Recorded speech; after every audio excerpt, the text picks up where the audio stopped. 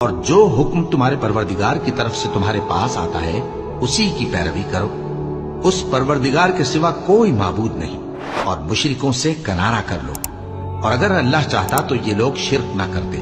اور اے پیغمبر، ہم نے تم کو ان پر نگہبان مقرر نہیں کیا اور نہ تم ان کے داروغہ ہو. اور جن لوگوں کو یہ مشرک اللہ کے سوا پکارتے ہیں ان کو برا نہ کہنا کہ یہ بھی کہیں اللہ کو بے ادبی سے بے سمجھے برا نہ کہہ بیٹھے.